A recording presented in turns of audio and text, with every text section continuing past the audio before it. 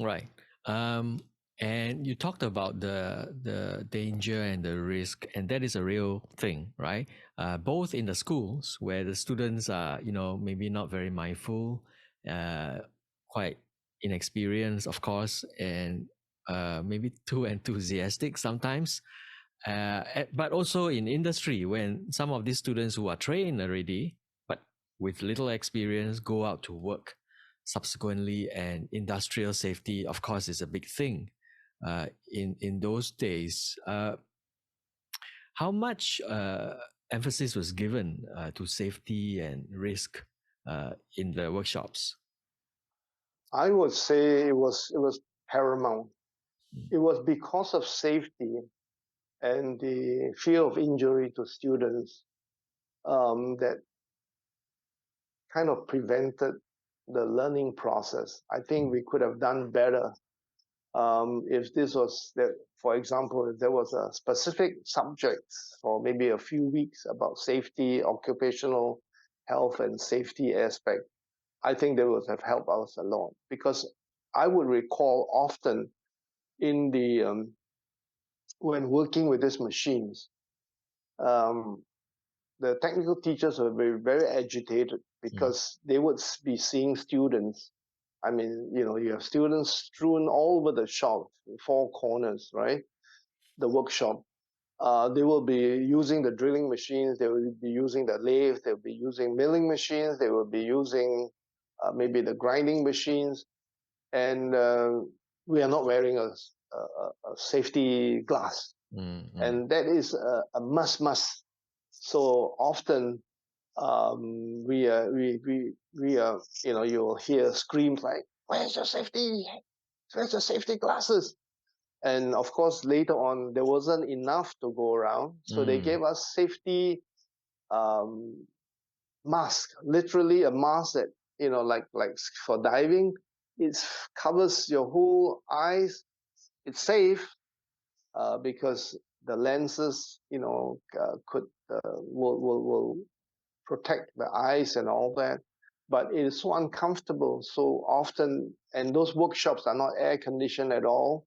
It was just dependent on natural airflow. It was so hot. Mm. So after a little while, our safety masks will be filled with perspiration and also humidity in there, so it was very uncomfortable. So I guess they also knew what were the challenges. So towards the part of as the years went by, I think they streamlined the kind of projects that we could do in the workshops, making something that could be made simpler, something that will be safer to make, something that will help the Mm. students learn Mm. the skills in metalworking. I mean, talk about classroom management, right? That is really very tough workshop management for the teachers. No wonder they were screaming all the time. Must have been very stressful for them.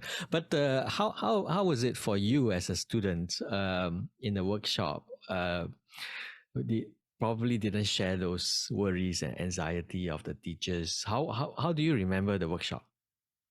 Well, I enjoyed it tremendously. Mm. That's those of my memories because yeah, I'm technically inclined, as I much later found out. So any opportunity to learn something new with my hands, being able to work at it, I would kind of from the corner of my eye watch out where the teacher is, and then try some new processes that I read somewhere or seen from photographs and all that, and try it. So yeah, I would say it was very interesting. I mean, Mm. I remember on the lathe machine, I mean, you can just picture with me, here's a part, a round part, a metal, right? And it's held on what we call as on the headstock, and is revolving at a Mm. speed of maybe 800 revolutions per minute. And on this side, on the same machine, there will be a cutter that will be going towards this metal, and if you don't hold that workpiece firmly enough on that holding device called a chuck. There is possibly, when the cutter is machining that part, this whole part will just fly off the chuck, and it happens. And I remember during one of our classroom sessions, it was suddenly we'll hear the crash of, or rather the window panes being shattered because somebody's part that they were machining came off the machine, and it fell off and it flew and hit the glass, shattered the glass, and ended up on the floor. So this was some of the very practical examples. Then the other thing is also the ability to respond in case there was an accident.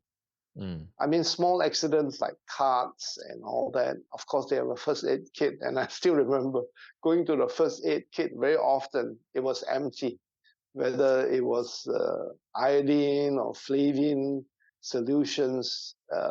There was no cotton wool in the